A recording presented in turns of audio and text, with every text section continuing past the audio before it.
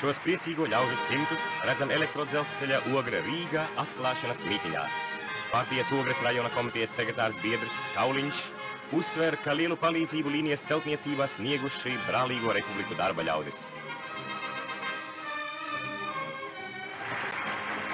Latvijas dzelzceļa priekšnieks Biedrs Krasnobājevs apsveic celtniekus ar darba uzvaru.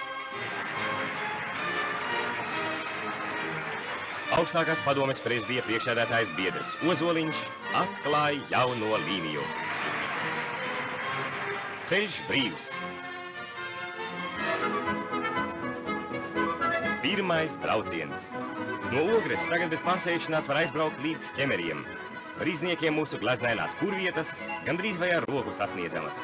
Rīgas vagonu rūpnīcas jauno lolojumu ER6 vada pirmlinas mašinis Aļiksejs Paļešķuks.